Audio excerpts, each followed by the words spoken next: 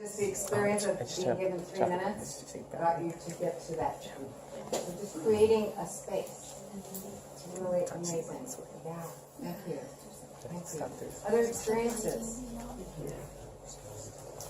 Was it hard to live this? Sorry. I felt, I was listening. I felt that, at first I was concerned I wouldn't be able to kind of draw conclusions, but I found that they're already kind of formed, and as I said it, I realized that I agreed with what I was saying, if that makes sense. As I formulated, I got to understand and better, I got to understand the issue better. So that kind of listening and realizing, oh wait, do my own thoughts get in the way and start to send me off on a different path, and you're really checking in with that deeper listening? Is that, did I get that? I listened. Yeah. Was it hard to listen? Did you have an urge to jump in? Yes. Yeah. Only to ask more questions. To ask more questions. Yeah. I felt really grateful. I felt really grateful to hear what's important to someone. Yeah, it's really a privilege. It really is. For me, it wasn't hard. He was a great listener. It was on my behalf where I was like, because I'm used to just talk. Because I come from where I come from. It's just like, nobody listens. So I was like, God, come on. So when he listened to me, I was like, wow. And then he came up, and all that crap I said, he came up with a good strategy that I definitely can use. And then when he started talking about his stuff, it's like, what? I was still stuck on it's like a bit of a muscle. Yeah, this so thing's a it little was bit of a really, muscle. so it's like that helps when people listen. But then, I just felt like it made me look at like maybe I need to focus on me being a good listener as well. He taught me that too, like try to focus on that more. This is such the simplest exercise in the world, and yet there is so much learning every time I do it. Both as a speaker, like what happens when there's actually this honoring space? Am I going to get to some truth that I never even get to? We always are just saying the same old things, but that space allows you when you feel like there's someone witnessing. So it's a really sacred thing to offer each other. And then how do I do as a listener? Do I jump in and start to fix it or solve it, or am I really hearing? And what a gift when I reflect back what I heard, because then you have a better understanding, right? So it's a powerful tool that already, remember at the bottom of that pyramid, this starts to build relationships and understanding of one another, of ourselves. So we're going to end up with fewer problems the more we do this kind of listening to each other and really build our community. So you can start to use this right now to restore things at a very micro level, right in the moment. What, you sound upset. What would you like now? Did I hear this? Is that what you mean? Okay, so just that little process right there is a really powerful tool. And yes, please. Oh. Yeah, so I like to ask the question too, whenever we give little tools, like when might this be useful?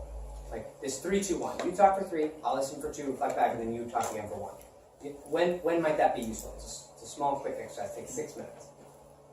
When do you think you could use that? When someone's really upset? Someone's really upset, and you're like, let's slow it down, right? Yeah. For like case study, I guess you could say. So at the school I went to previously, we did something like this, but in a large group and then small group and then small group and large group again. So what happened was a bunch of white students on our school's campus put up Confederate flags, and all the students of color and all the white students were concerned. There were like 2 very large, very competing sides. And so we brought them together, and it was kind of reconciliation. It was very restorative like this. Yeah. And so that process is really beneficial when you have a very large conflict as well. Cool, you could do it just small little groups. Maybe have the flag raisers and the ones offended each get a turn, each reflect back. You could do, there's so many processes. You could do also a fishbowl. Yeah, we did That those. would be really great, yeah. Cool. Other Last ideas one, and too? then I have a thought. Along that same kind of line, like conflict diffusion, if 2 people are really upset at each other for some reason, that really gives an opportunity for a lot of nonviolent communication to occur, which is unfortunate. What's the question? I couldn't hear that. Sorry, I was saying, kind of along that same line, like it's really good for conflict diffusion because that really gives space for a lot of non-violent communication to occur and people to kind of hear from each other's perspectives and understand where they're coming from. So anytime a conflict comes, it would diffuse things using this. Great. Or more than Yeah. I have a- Well, I was kind of what I was talking about as my, difficulties at work sometimes with communicating with people and understanding different ways that people communicate with each other and how that can lead to misunderstanding and hurt feelings and things like that. And I think that this could be just a really good exercise for, people who work together or whatever to get to know each other better and to learn more about what each other cares about or how they communicate and that sort of thing. It's a great way to start any team meeting. Just carve out those 10 minutes, and then everyone will be so much more present for the meeting that you'll get through your business a lot sooner, and you'll be building those relations. Yeah, I always think that process is the pulling of a break, right? You're gonna take 3 minutes, I'll take 2 to respond, to hear what I heard, and then you tell me if I'm right or not, right? It's pulling of a break, because when we slow down, we re-engage the thinking parts of our brain. When we speed up, we engage the fight or flight parts of our brain, right? So process helps us make good decisions. It's a crutch to I use it when I'm confused. When I'm confused with my coworker, and I'm like, wait a minute, we're moving too fast. You talk for a little bit, I'll say what I heard, right? Just pulling the brake, right? And you can do this real fast, so. That's great. So lots of times, yes. I just have a question. Do you think this works when there's like a real sort of balance of power between the two parties? Because we did this at a all staff communications training at my work once, and I was paired with someone who was like one of the most senior people on staff, and I just started 2 months prior, and I was like, what do I can I really be on and we weren't even supposed to be talking about conflicts that involved the office, but still it was a little weird to do that. So I think when you bring this up, it maybe needs to be either people that are on similar levels, or I don't know. Well, definitely power difference level of trust is going to have an impact. So what is that setting, and how is that person going to show up? And are they, usually we would set some agreements, like while we're here, we're not in our roles, or what is it really? So you would have to get that clarified. And understand that probably you might not get to as deep a level of honesty when you feel that differential. Yeah. But certainly that's something we always have to take into account when we have any kind of a restorative process. I think the harder the content is too, the more process you need. This was very light on process. You talked, it's you're doing it yourself, there's no neutral party. The harder and harder the content is, the more and more process you need. So if you're gonna just talk about putting Confederate flags up, you better have some neutral mediators, you better have some clear process, and it better be well organized, right? This, I can do real quick at my desk with my coworker. If we're confused, we just stop, check in real quick. Right? So you felt like the content was a little harder to touch in with. You might have needed more process in that moment than just the quick.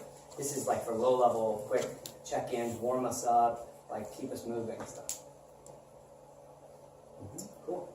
So, in terms of bringing a restorative process to your organization, your community, even your family, you kind of talk together and decide what are our agreements, what is the system that we want.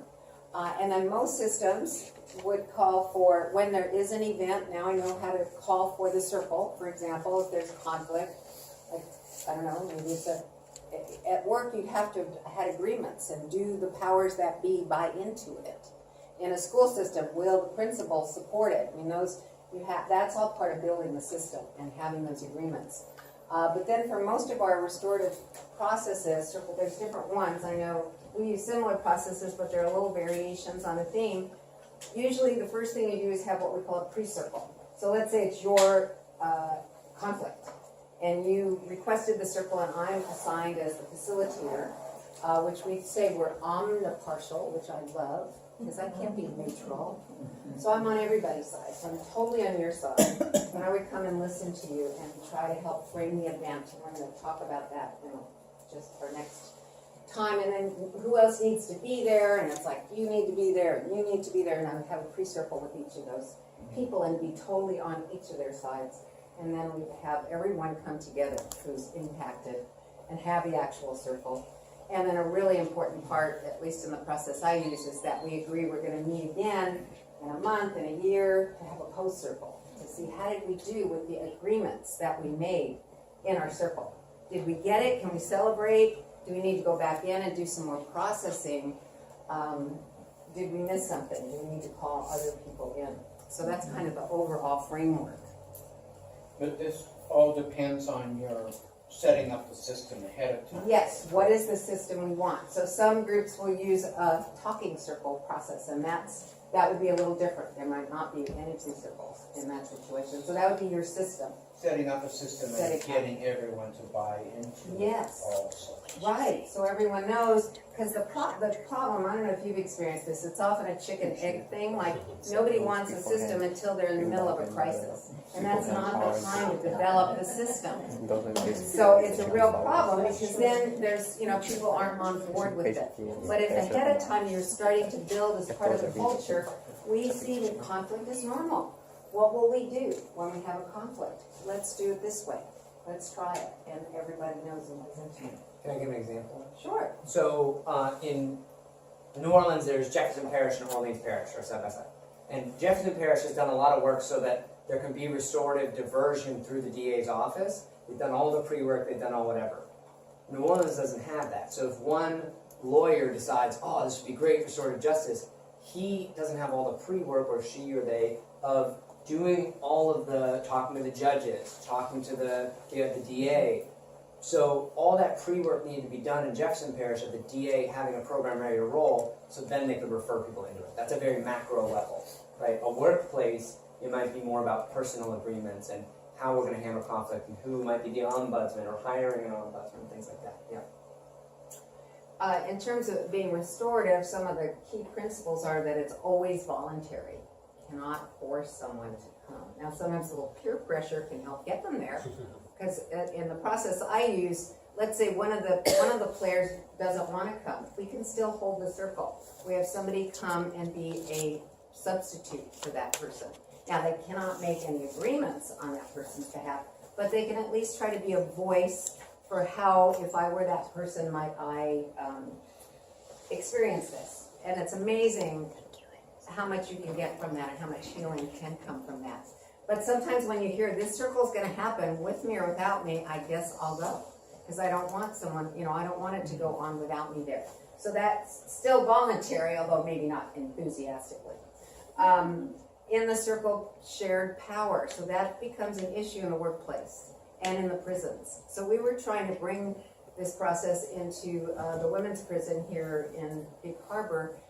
And the women loved it, and we trained them all up, but we just could never find enough safety or support for it to actually hold the live circles. But they held what we call semi-simulated circles, where everybody was substituted for except for the person whose conflict it was. And it was tremendously healing and helpful for the women. They learned a lot. They really developed empathy, understanding more about the conflict, and so just in itself the practice can be powerful. Inclusive, everyone needs to be there, and all different powers. So in a school, the youth, the students, the teachers, the staff, the parents, as well as the principal and administration need to be there. It's community-based, community-owned, and in that sense an open system, because if I say who needs to be there and you name somebody who's not part of the school, but it's somebody, that's really impacted, they would be included. Okay, so you are going to now help us with our next piece. I think we're going to have to skip through some slides to get there. Okay. Okay, so we're going to practice some of that macro, I think we should get to that, yeah. Some of the macro thinking of, again, who needs to be there? Is there a slide that Yeah. Okay, sorry. Who needs to be there? What are their concerns down at the bottom? And how can we frame this neutrally and inviting, right? So you're practicing a little bit of a detached view, okay, just for the sake of this exercise. So you're going to work in groups of 3 or 4, and we're going to present different scenarios, and you're going to answer those 3 questions, and we'll hear back between scenarios.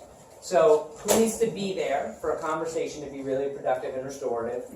What are their main concerns, each of those people? And how can we frame this neutrally and invitingly? So the first one is meant to be a bit of a low ball, kind of easy one. There's several young ladies scratched words into a school's bathroom mirror. Okay? They're at the school, they scratch the words in, people want to talk about it to make it right. Who needs to be sitting in that conversation? What are their main concerns? And how can we frame this to them? Mutually inviting. Alright? Yeah. So the words don't matter in this case? The words don't matter in this case. Let's just say it was hello. Like, again, it's the mirror. The mirror is messed up. Okay? We're really lowball. Okay. Several young ladies scratched a hello, something neutral, into the mirror. Who needs to be involved? What are their main concerns? And how can we frame this to bring people into this conversation? So break up into groups of 3 or 4 and see if you can answer those questions for a few minutes.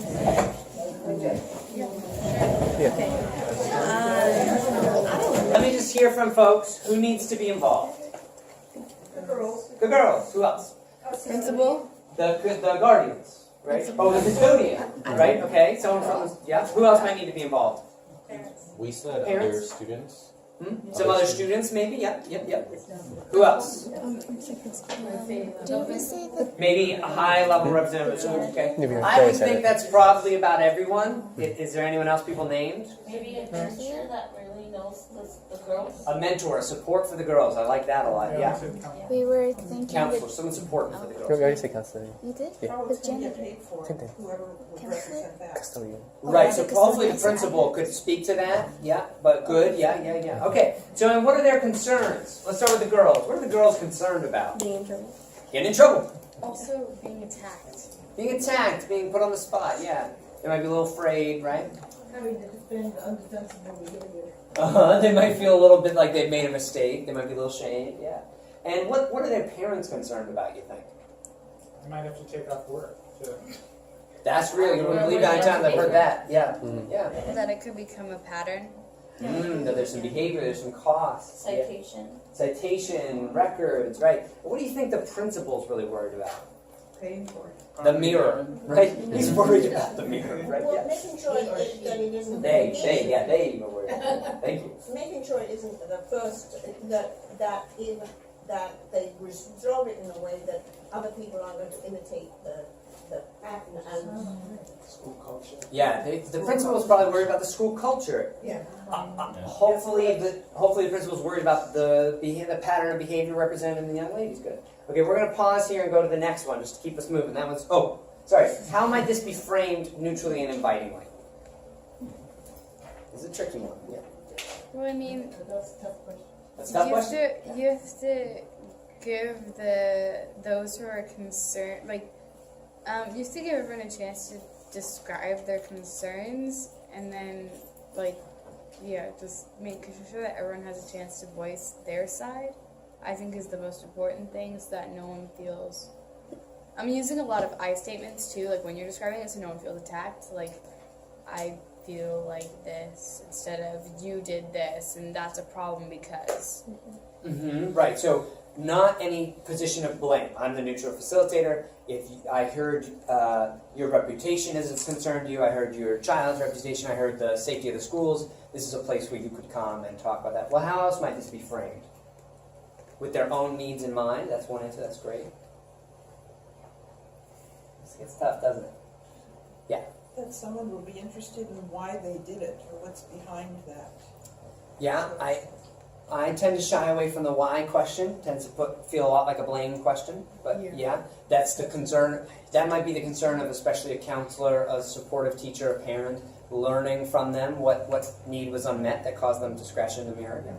Well, normally you seek understanding. I don't see how you can do it without going there. Seek understanding from both sides, and probably, As an alternative to punishment. as an alternative to a suspension or expulsion, something like that. Yeah, we're giving you this opportunity to make things right. If you're willing to come to the table, we can do this instead of sending you home.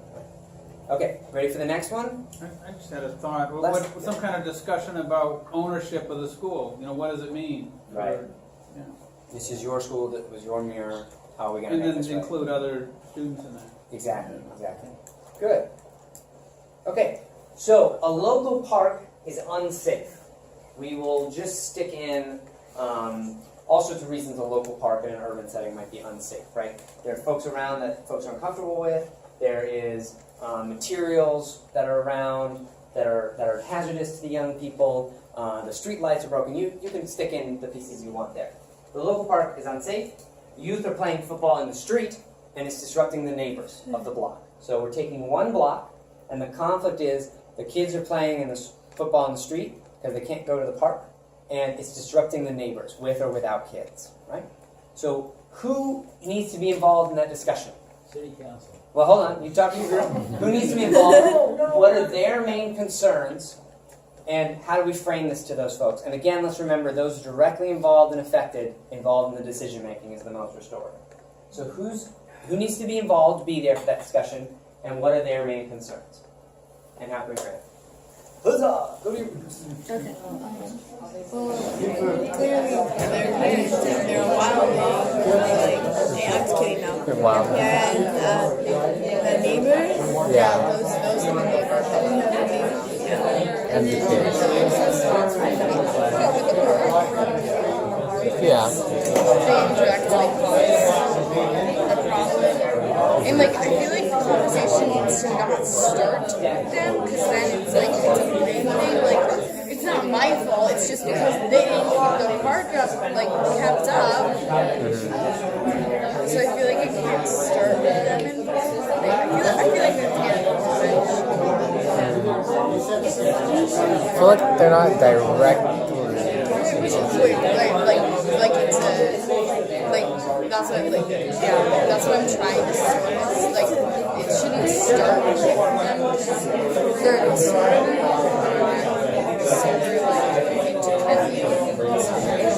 Yeah.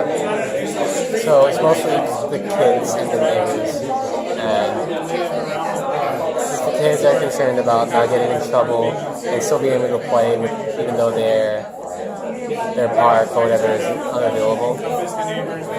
Neighbors are just concerned about not being disrupted. their peace, quiet, and then also their safety. The children think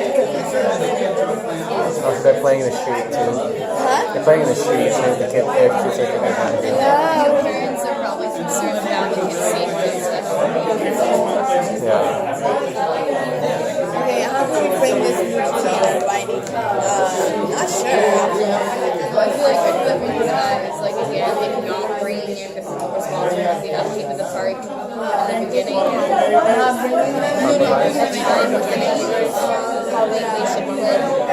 Maybe. Or I'm sure it's not the fact that they're playing is disrupting.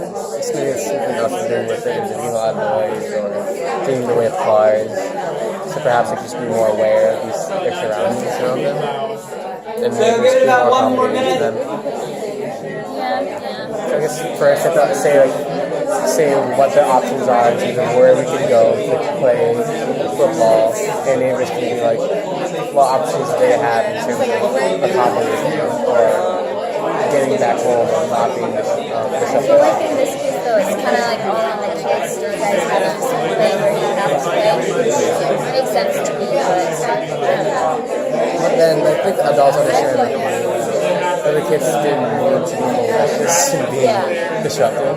So I guess that could be something that the kids bring up. Yeah, we're going to figure out what to say. We didn't want to be disruptive, but these are our options. in my neighborhood, it's always maybe that's why they're doing that, you know, listening to each other. So I think that's the other part, all the rest of that we just have to make sure that they're I mean, we don't, the neighborhood doesn't care, but they're always out there. Yeah. Just neighbors to understand. Maybe the neighbors don't know the park is like not in service. So knowing that, I think that's okay for now.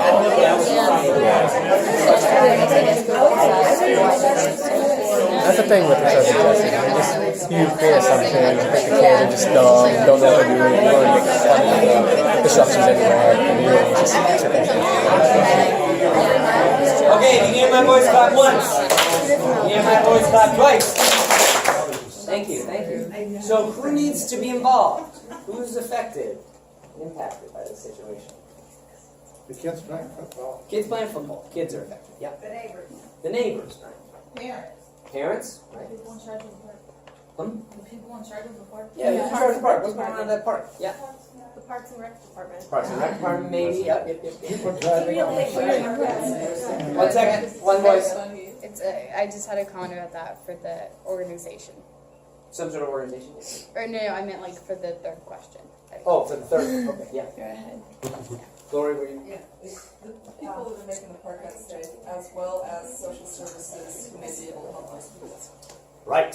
We're looking at why is the park unsafe? If it's a simple cleanup, who's making the mess, right? Is it needles? Is it whatever? Or their home? The original example is a lived experience, and I believe it was folks who didn't have shelter. It wasn't. But it could also be folks who are using that spot to pass the drugs, to do whatever they're doing. Whatever that folks are using that space for, you know, this scenario is left a little open. But who are they and what supports do they need? Because there's a reason they're in the park, right? Which I'm going to digress for just a second. Traditional restorative justice from the Howard Zare model in the 70s, right?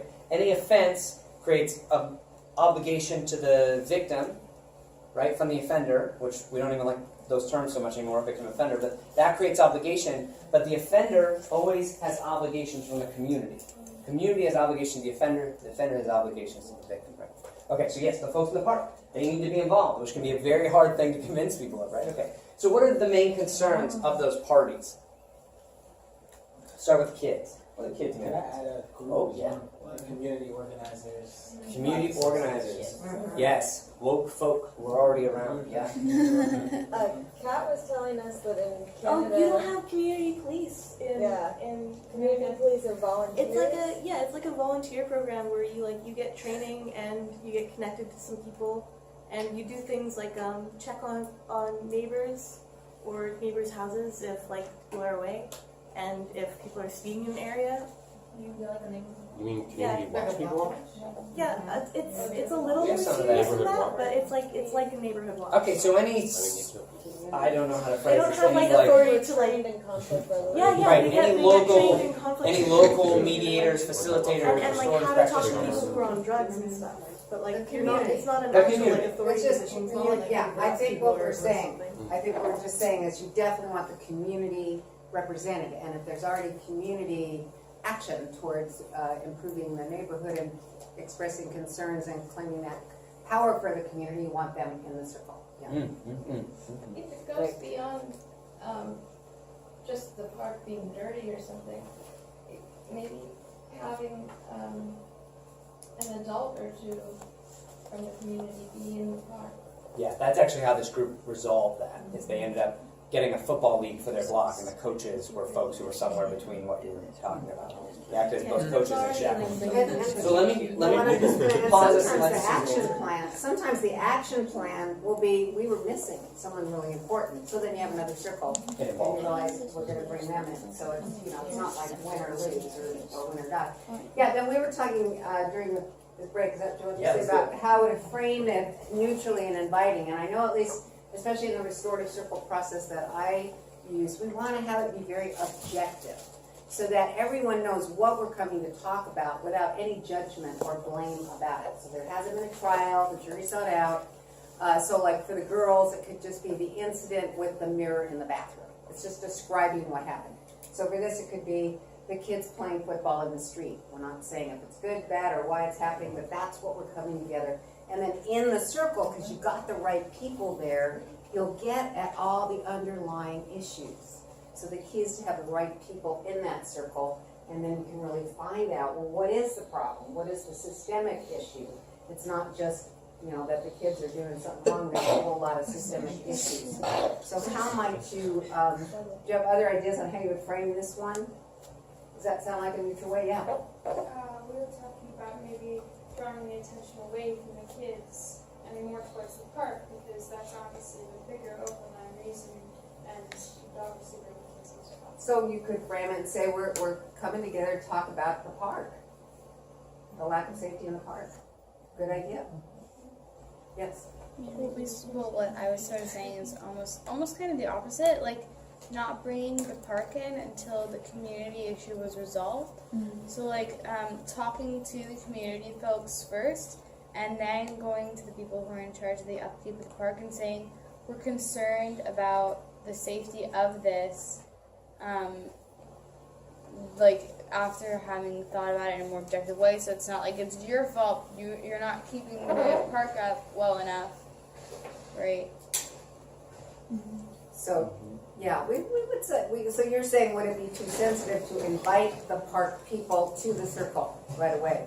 And, you know, kind of you need to know your community, but hopefully they would feel okay, because you're not bringing them there to blame them, but just to be as part of the solution. Yeah.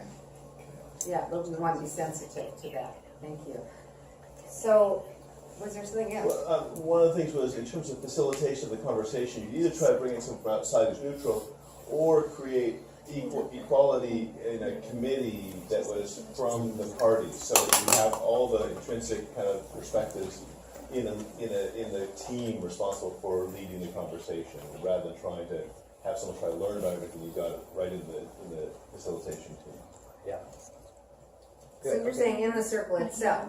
So you got someone from parks, you got someone from the community, someone from the squad, you know, And the from kids from and the players. parents, yeah. And so they're all there, Right. and there's one person each who are kind of like saying, okay, let's all have a conversation, but then the intrinsic sensitivities are built into that group that are leading this conversation.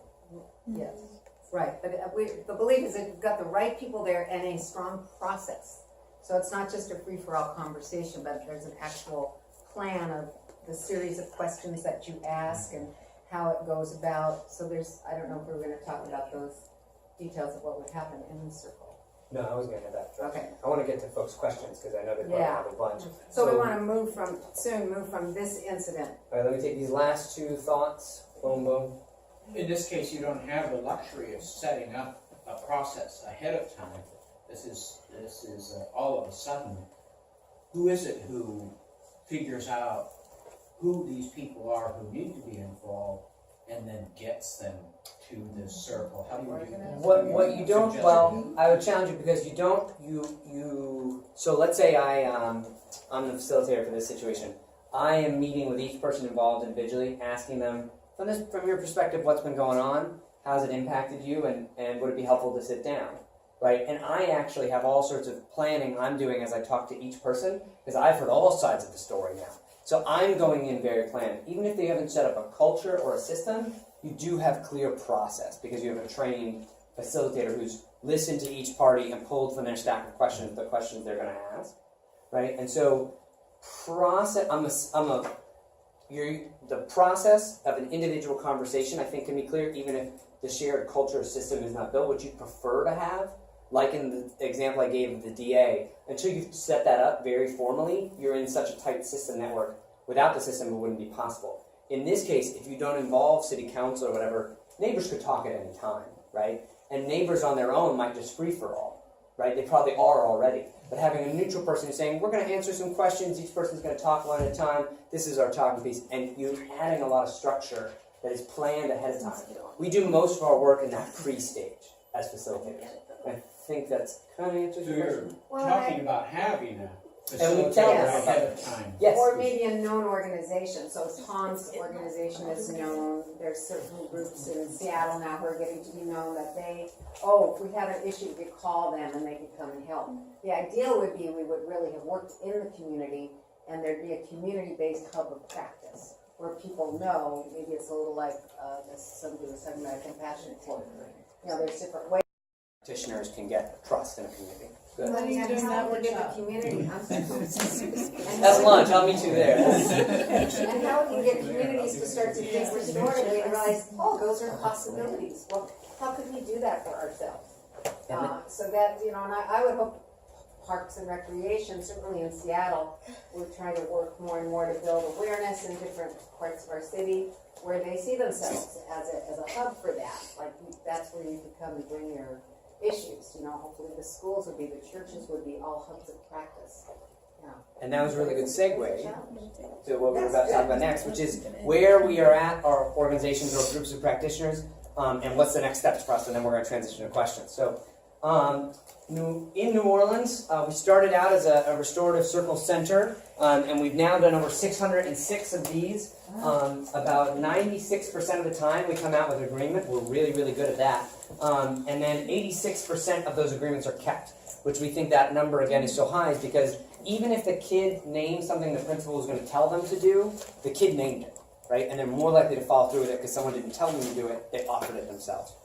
And so for 2015, all those compliant agreements provided over 1,400 hours of instructional time back that they were going to lose to suspensions, right? That does not count expulsions, that does not count arrests and incarceration stuff. So we think that's super cool. So we do that in 2 parishes, both the neighboring Jefferson Parish and our Orleans Parish. We work with some other outlying parishes, but it's hard for us to get there, et cetera, et cetera.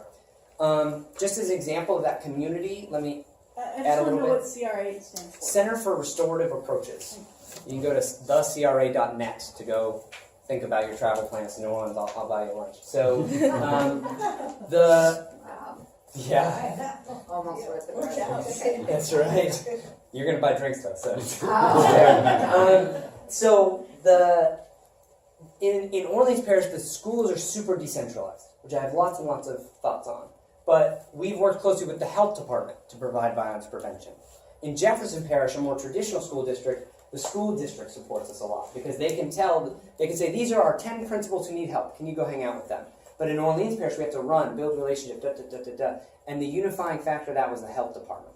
And so their violence prevention work has supported our work, and we, combined with that. So in terms of the future of restorative approaches, it is about a one-on-one, this was my impact, can you reflect on it and become a kinder person? But at the same time, we're looking for organizational opportunities, organizational partnerships that allow us to coalition with local communities so that we can get a far reach, right, to keep these numbers accelerating. So that's the future for us in New Orleans, and we're going to keep doing what we do. Just a quick question before you change slides. By instructional time, you mean time that the kids were in the classrooms as opposed to in suspension, right? 6.5 hours a day, as listed by the state of Louisiana. So if we save 3-day suspensions, that's 6.5 times 3. Do you have any interaction with the police department? I've had many interactions with police in these situations. Typically, the participants will ask that any arresting officers or school resource officers not be involved in the conversations. They feel uncomfortable and they'd rather just speak. I've had situations where the school resource officer is a major mentor and will sit in on almost every circle just to be the community person, and the kids love this resource officer. That has a lot to do with that guy's personality, and the kids loved him. They wanted him there all the time. And he was wise as hell, so that was great. But usually, what we don't do is, there's going to be an officer there for safety. He's not going to participate, he's going to be floating in the back of the room. If he's in the room, he was involved in the incident, he's involved in the decision making. We ask them to come without weapons, sometimes they still do. So we could ramble on that a whole different direction. And there are some programs in the world, I don't think in the US, where police are the facilitators. They arrest someone and they say, we're considering handing this over to the DA, but we'll facilitate the conflict. And they come sometimes fully armed and they facilitate and they claim neutrality. So there's lots and lots of thoughts on that, but you can go study restorative justice in school if you want to debate that. So, any last thoughts? I'm going to pass it back to Susan to talk about Seattle. Yeah, so in Seattle we're not quite as centralized, so I'm not speaking for one organization, so I don't have any great statistics, but we have made some great progress both at the county and the city level of experimenting with diversion programs. So these are mainly, with the county it's for youth, so instead of going to the detention center, they're having restorative practices. They're working with the King County DRC and doing certain kind of sort of a restorative mediation process, and they're starting to experiment with some peacekeeping circles. And then with the city of Seattle, we've been doing a pilot project for 18 to 24-year-olds for misdemeanors only so far, but they're really building their confidence. So it's new and emergent. There's things going on in our faith-based communities. Some of them want to become what we think of as a hub of practice. So what does that mean? Well, first you would train up your own community, build your own system for your own internal conflicts, but then also as you've got people building capacity, you've got young folks, reflecting a whole diversity of your community who've learned these processes and could be facilitators. Now the community kind of knows, oh, kids are playing football in the middle of the street, let's go down there and they'll help us figure this out. So that's what we imagine, a hub of practice. And I believe, if anyone's here is from Chicago, that there's some movement, and that's sort of an inspiration for the vision that we have, and also some community-based initiatives. Now, I want to share something personally that I learned about my white privilege in preparing for today, because I'm in sort of a community, loose group of different people with different practices, and it's sort of not like the gold rush, but it's like there's all these people wanting to get involved, and people have their different favorite practice, and you know, it's like whose territory, who's going to be who and where and all that. So we're all kind of feeling our way. But I sent a message to the group saying, I was going to give this presentation, do you want to send a headline of whatever it is you're doing? And I could share that. And I still don't fully understand it, but I completely respect it, that it felt like a co-opting is what I got from my African American friends. That I was asking them so that I would be sharing their work. So I really appreciate my learning. One more, I don't fully get it, but I'm trying real hard to understand, because when you have had your work co-opted so much, you know, people come in and then with educational degrees or something and get a grant, and all of a sudden the power, you know, takes away from what the community is building, because there's some beautiful work happening of and by the community. So that was just something I wanted to share that I'm learning. Yes. I would like to share, my 30-year-old, my youngest, went to a cooperative school in the University District of Seattle, Kafka, and they lived this. Right. If there was something happening on the playground, they just sat in circles until they were all together again. Beautiful. That's how the school day went each day and every day. Beautiful. So that's why I know there's a lot going on with peer mediation and just built into the culture. So we don't know where all it's happening, but there's more and more a yearning. I think we recognize the need and that we need it. And as I say, we're finding there's multiple approaches. There are peace building circles that's really strong in Seattle. There's been some really great leadership in bringing that to our culture. We've heard about Our Joy in Oakland and then bringing up trainers from there. Restorative circles is the particular practice that I'm involved in. I studied with Dominic Barter, and he's connected somewhat to the NBC community, although I'm connected with compassionate listening, and we have approaches. So there's a lot of different ways. There's not just one way, but I think the essence of the paradigm is to be restorative, voluntary, and that everyone who needs to be there is involved. So it's a very exciting time in Seattle, King County, and beyond. There's some state people trying to organize too. It's playing a new frontier.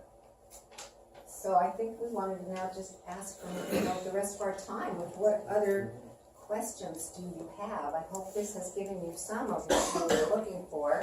You know, it's such a big in New Orleans, and I'm on the FOR National Council for FOR USA, and I've been thinking a lot about what makes someone an expert in something, and it sounds like we have a lot of expertise in the room. So I hope we get to tap into some of that today. And it's not a lecture; we try to make it as interactive as possible, and interrupt us, man. Let's hit it. So and I'm going to pass it back to Susan to take us, and I'm going to hit the slides. Okay, great. Definitely, I hear there's all kinds of growing knowledge and connections. And on the one hand, this is a very ancient practice. There's so many practices because when we lived in community, we had to have restorative justice. And it's a new awareness and new movement that's really growing across the nation. So it'll be great to hear what's going on. We have so much of our country represented here. So again, I certainly don't claim to be an expert. I'm just passionate about it. And there's one particular practice that I'm very practiced in, and we'll share a little bit about that. So we were going to do a second round, but that's when we were imagining a very small group. Because we could, in fact, spend our whole day in a circle. Just now we could say, well, what is restorative justice? What are your experiences of it? And just keep going around, and you can imagine how deeply we'd be connected and how much we would learn from one another just in that process. So that is a very powerful practice, and we'll show how it kind of fits into the scheme of things as we go along. So we do ask the question, what is restorative justice? So we've got a lot of people in the room. What do you say? What is it? It's a process. A process? They just don't know this stuff. No, just talk. Okay. So, restorative justice, it's more about this concept of granting like forgiveness and granting like recidivism rather than punishing people through the retributive criminal justice that we currently have today. Great, so definitely looks at restoring a relationship, not punishment. Yes. I think it's also humanizing, so it treats us as human beings rather than perpetrators and victims. Mm-hmm. Which is why, to me, even though we're a big group, we had to start with finding out who's in the room, because it's community. It's about reconciliation rather than punishment. Mm-hmm. Reconciliation. Good. It's a process of healing. A process of healing. Yeah, sometimes I think we say it is restorative, and yet in our world, when did we have it? So, I don't know. Sometimes I think it's more transformative, or at least healing and community building. But it's really a shift in a fundamental paradigm. And I think along with all the other things we're trying to shift, they're all connected at the root of not honoring and respecting each other and seeing how we're all connected and we're all one with each other, with the earth. And so as we awaken to all of that, all of our systems have to change. And certainly our criminal justice system hugely has to change. And also restorative justice is for all of our connections in our organizations. I think we have conflicts. In our families, we have conflicts. And so what are tools and processes we can use so we can find those conflicts as an invitation to explore something's off, something's out of tune, and what we really want is attunement, is mutual understanding. So it's shifting from this punitive to a restorative mindset. Now, especially in the justice system, it could be what laws, but in a school, what rules, at home, in our community, what are the agreements that seem to have been broken. We need to go back to that. So what laws were broken, and then you want to know who did it. Sounds like my dad. Who did it? And then what punishment? How are we? Because thinking that's how we change things, but we know better. So restorative is, am I standing right? Who's been harmed? And what are the impacts? So we get really curious. We want to understand what's the impact. Whereas in our court system, no one really cares about the impact. They just want to prove what was broken and who did it. And so we want all the needs, and so who's responsible, because it is about accountability and taking responsibility, and then what do the people impact need to restore well-being? So how could they amend the harm and relationships? So what are you going to do? Yeah. I'm sorry, yeah. I just had a question, but should I wait till? No, what's your question? The question I had is why, when you said to restore it, is something like kind of what I'm going through in my community. But why, like every time when the police kill, they kill somebody in my community, a brother, but why do they criminalize their name like they do Mike Brown? And they criminalize them first. How can we restore that to let them know that they weren't thugs, they were victims, they were regular people? So it creates so much more harm. Yeah. It's just enormous. And so just imagine if we could bring the police and the community together to have these kinds of conversations. That's what we're trying to work towards.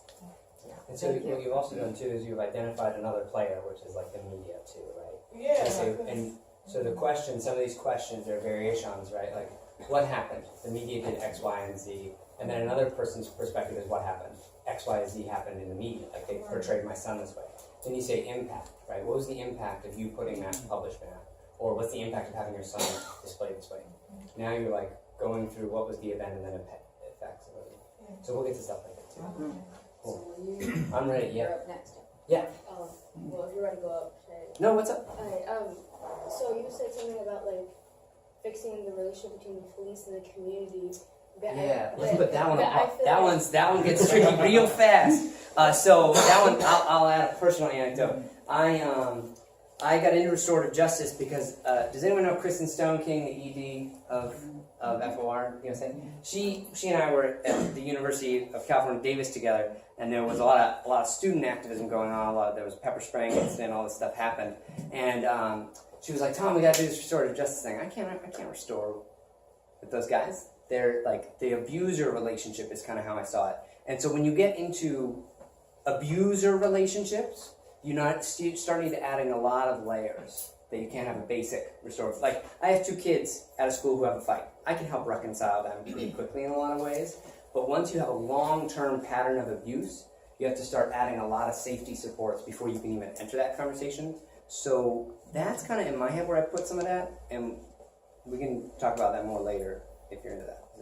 Is that cool with folks? Yeah, real quick in the back. The way to think about that is like not all relationships are just. Yes. And not every relationship in and of itself is legitimate. So a slave master can't be reconciled to a slave. Until, exactly. And so what's important about that is the key word is relationship, right? Not law, not code, but relationship. What's the relationship between those 2 human beings, right? And so restorative justice is all about the relationships involved, okay, and examining those relationships.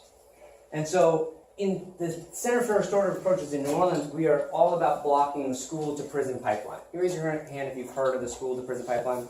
Great. I don't need to define it then. Excellent. So we know from a few national things, 1 in 10 male high school dropouts will end up incarcerated, which is an astronomically high number in the world, right?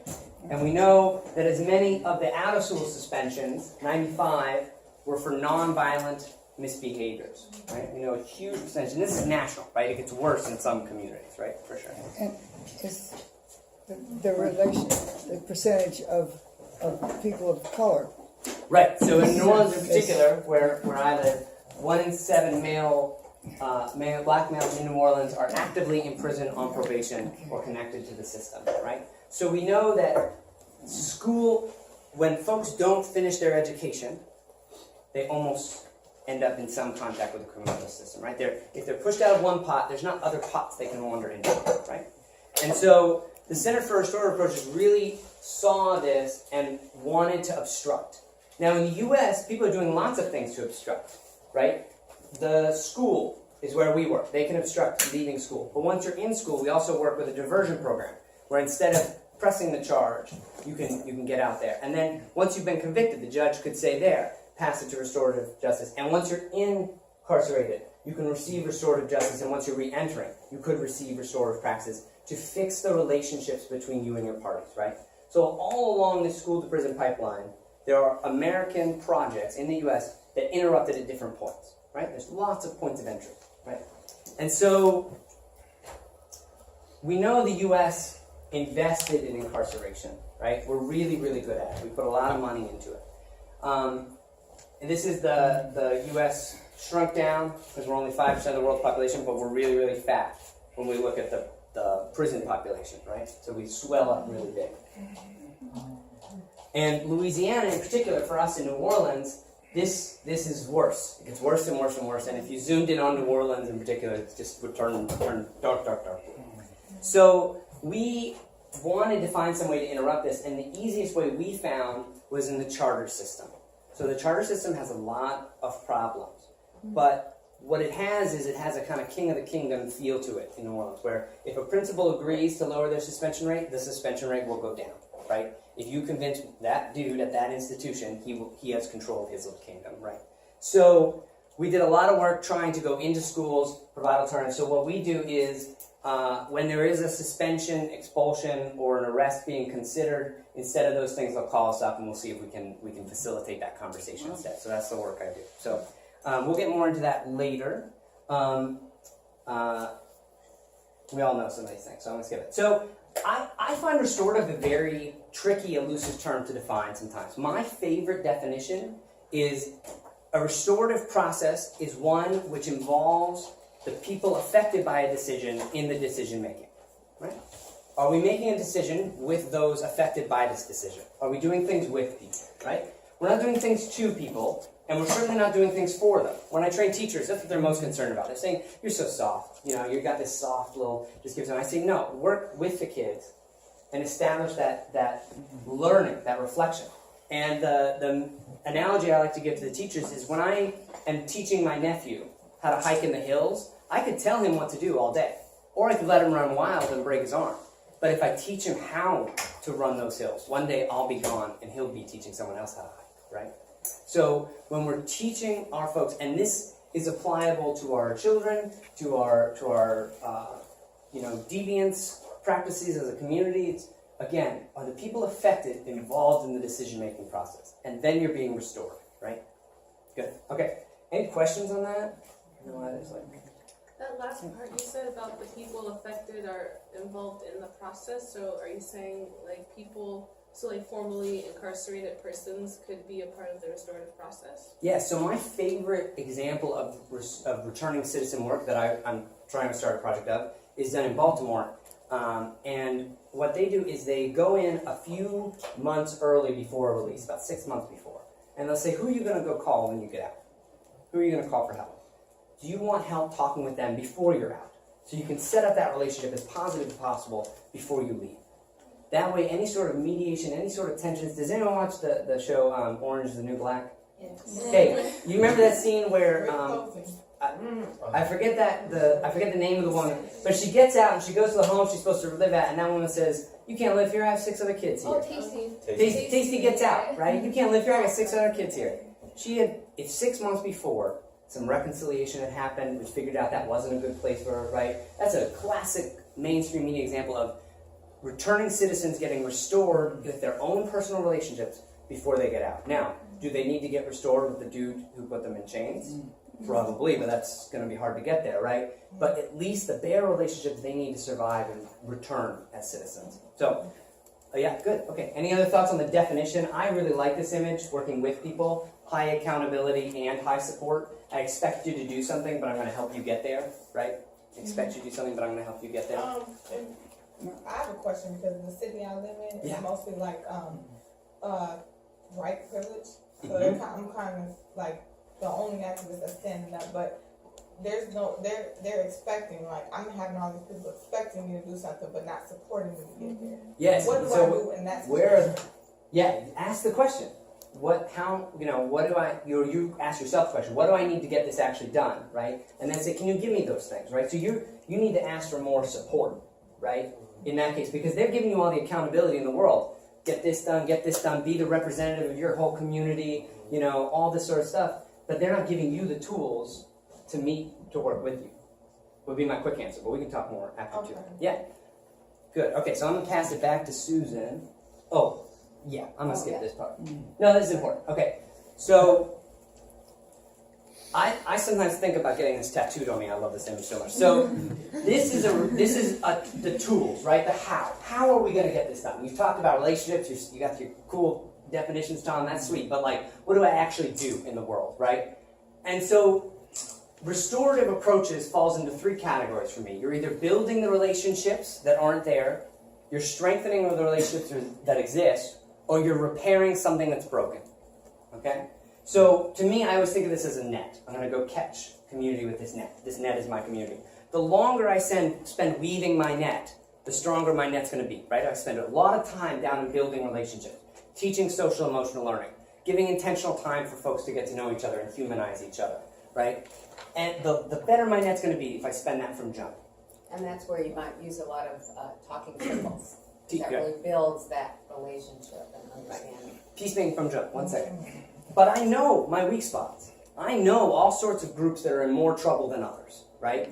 If I put extra layers there and strengthen those relationships, I always talk in school settings, the top flyers, the 10, 20 kids who are going to be in and out of your discipline office this year. If you target and strengthen those relationships by handling small conflicts really well, teaching them nonviolent communication, teaching them deeper social emotional skills, and bringing them into leadership roles where they're helping resolve conflict with others, that's strengthening those parts of the net.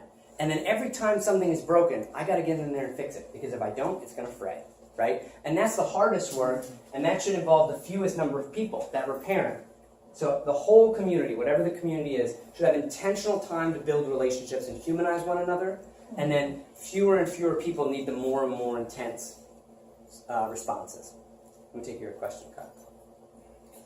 Yeah, I'm still formulating it, but I'm wondering. Oh, could you go back? Yeah, can you go back? Sorry, I know, I'm sorry. Is there a way to get sort of out of that what you need in relationships that can't be repaired? Can you still do restorative justice in spaces where, so thinking of like, and I don't like to use most extremes, but like if there's been years of sexual or physical abuse where like you're not going to be restore, it was never a just relationship, right? Right. So like, can you still use these practices in instances where you're not gonna really fully repair or restore?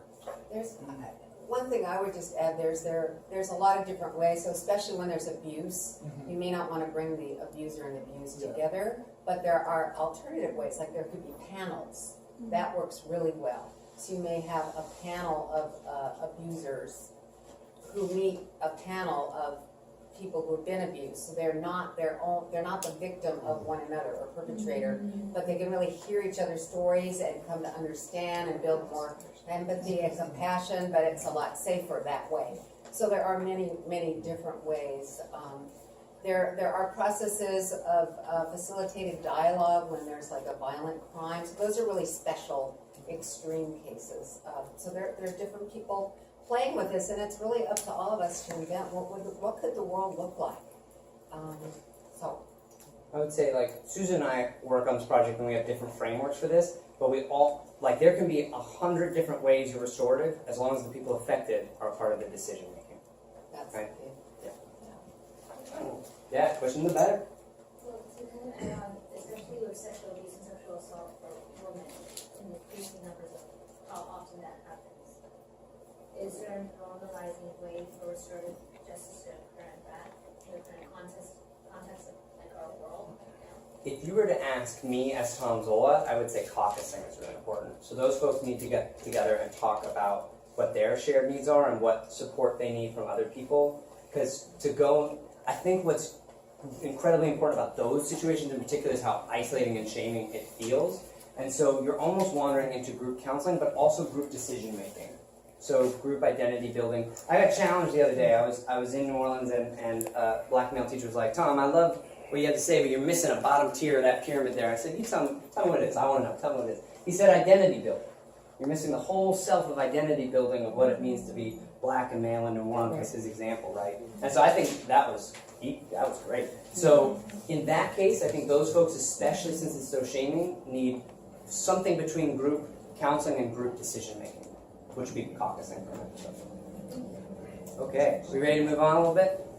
You're going to have an experience. Oh yeah, it's hot in here. Can we open that window? Because everybody, obviously, we were expecting a few people, and is everyone comfortable? Do you have a chair? Do we need more chairs?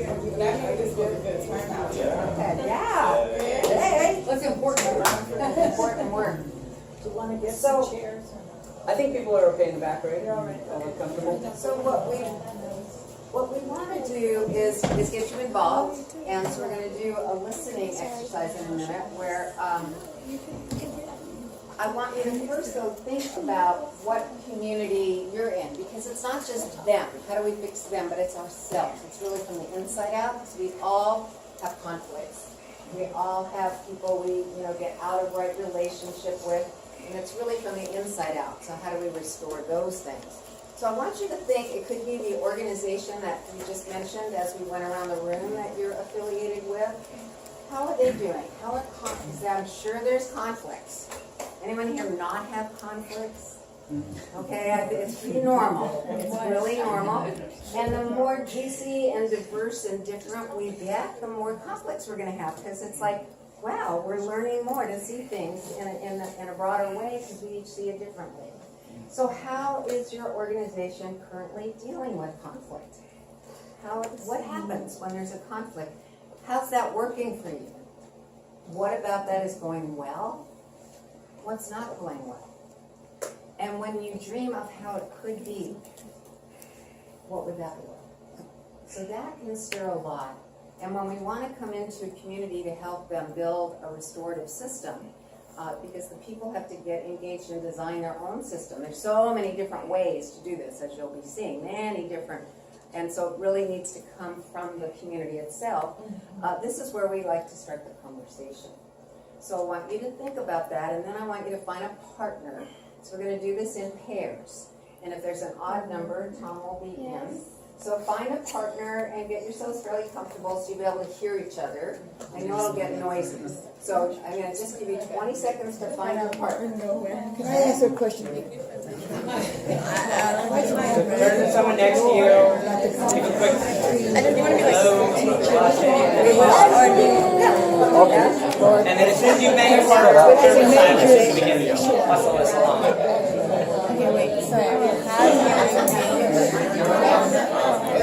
Okay, if you can hear my voice, clap once. If you can hear my voice, clap twice. Thank you. Do you have a partner? Who needs a partner? Right here, anyone? Can you guys, maybe come on over here, maybe? And You guys are important. just move up here. I have a partner. I will rate who I has can a switch with anyone. You can do a lot, yeah. Okay, who does need a partner? Charles. I need one. And you turn around. Who else needs a partner? Okay. We all got a partner? All right. So, what we're gonna do, the person with the shortest hair Oh, will be the first speaker. What happened? Okay? The person with the shortest hair goes first. So listen, because what we're going to be doing within this is a small little mini kinda scared. reflective dialogue process. So the first person who will speak to just whatever arose for you as you thought about how your primary community is dealing with conflict, you will get 3 minutes to talk about what you would like known about that. Listener will be listening, not just to the words and the story, but underneath the meaning, the values. Why is this important to this person? Because then you're going to have time to reflect back. What did you hear for 2 minutes? Okay? And then we'll check back in with the speaker. Was that it? Did they get it? Is there more? So that'll be, and then we'll switch partners. Switch roles. Does that make sense? So, if you want to talk about something else, you can. If the question, because I heard one, if that question, this is your 3 minutes. Oh, I have so many. What would you like known? I have so many comments. Okay, you ready? So really listen from your heart and speak from a little deeper place. 3 minutes is spacious. So please begin. Okay, I'm kind of confused on the question. Like, any conflict in our life? Okay, so what do you want to know? What does that even make? What does that even mean? Okay, so, well, one of the most conflicts I have is expressing my happiness about being frustrated and crying. I don't even know why I cry. I get so. It's not that I'm sad or anything. It's I'm really frustrated. I don't know. I don't yell. I'm like, oh my god, when I get mad, I'm very calm.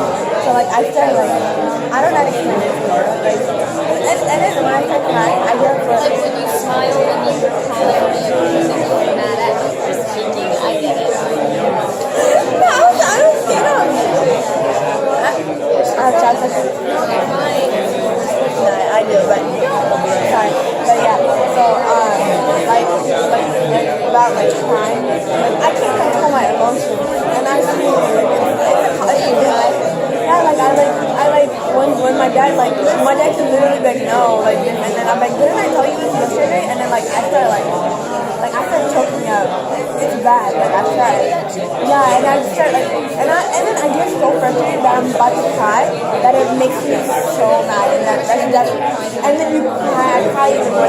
Even with my friends, when I got in a fight with one of my friends the other day, she was being really immature and really childish, and she got mad over the dumbest things ever, and then with 3 of my friends, and then there's 4 of us, and then she got really mad for no reason, and then so we're all trying to stick to her, but she's being really rude and ignorant and really disrespectful, and I didn't really know how to handle it, and so I was trying to talk to her, but I had my camera on, and I was no, I'm different, and then she got mad, and the next day I'm trying to solve the conflict with her, and she's like, no, I don't want to talk about it, and I started talking about it yesterday, you don't want to talk about it, and I'm and then so I ran out, and I was pissed, all my friends were coming here, and I just couldn't talk, I was pissed, and I started crying, and then I was tearing up, and I was so heated that I was tearing up. I started, and it's like I just when people think I start crying, so like I'm hella sad. No, I'm frustrated. Like, I'm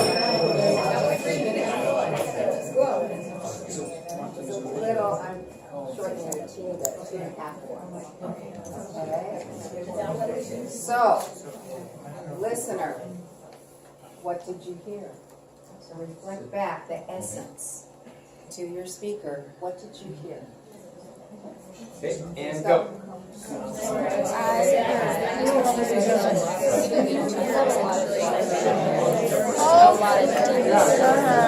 I understand how stressful it is too, especially when you don't have any autonomy. it's not. We don't have issues.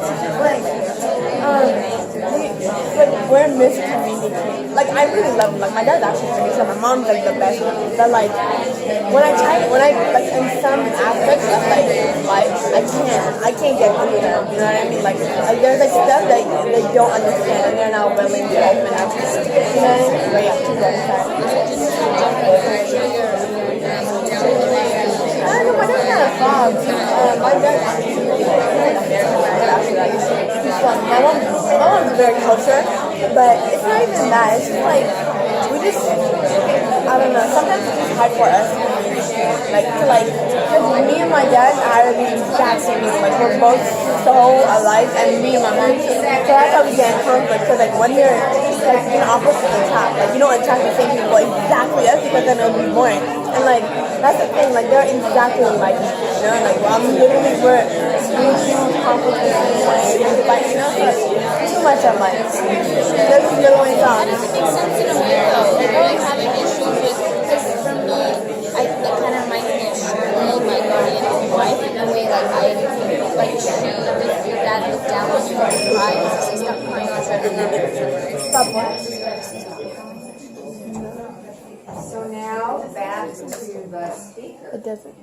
Was that it? Did they get it? I'll give you an example. Oh, okay. So like me, my dad's like a firm believer in God. Like he's a pastor, and like okay, that's where more of the pressure comes from. Not even my parents, like, but like that outside people. They're like, oh, you have to be this. Oh, you're this. You're like pastor's daughter. You know, like, oh, how you gonna act like this? You know, your dad's a pastor. Like it's my dad. Like I'm not the pastor. Like I'm not the one on the podium like preaching. You know. So like I'm like, and that really frustrates me because like me and my siblings are kind of like badass kids.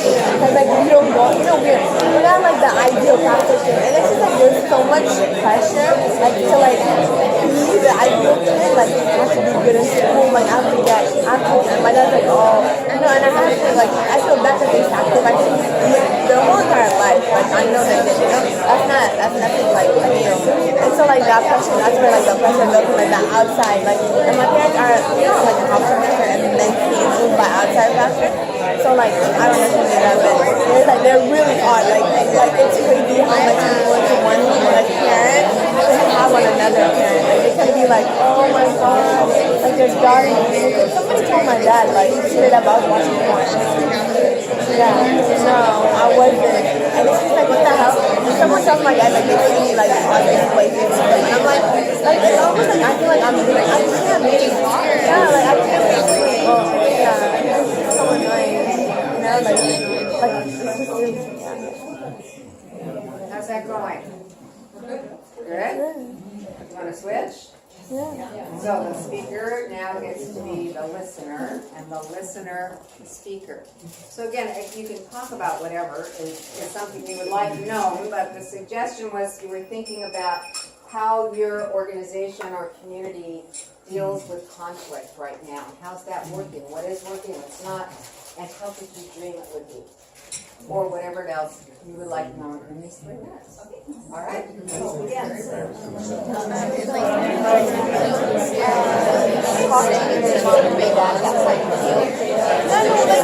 down and they talk and like I cry again. They understand, like they're really understanding and like I'm really thankful for them. But like that's just like one area in my life, like I get.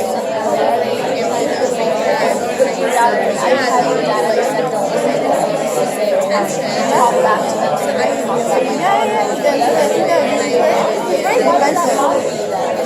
doesn't bother me. Like I hate it. It doesn't bother me. It's like I hate it so much. Like that's literally the only conflict I can think of in my life that has. As long as you're saying that, what other people think about you, that would matter. More or less my dad did something wrong, and it does. Like she's a believer and she's so kind, and there's no such thing as like guilt for her. She's so kind. She cares so much for other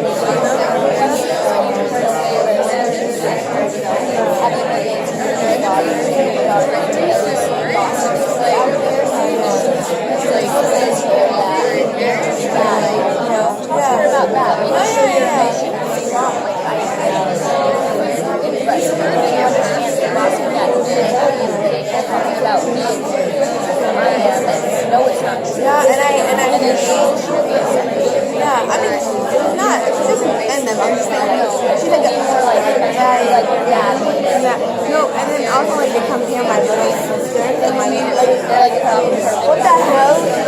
No, they like compare my little sister, like my 5-year-old little sister to my close family friend. Like she's like she can write, read, and do this, and I was like, no, like don't tell her that. I don't think you're gonna be exactly like her. And I'm like, no, she's not.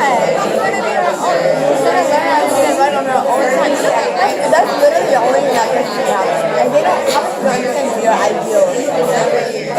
You want to share information about in my life, honestly.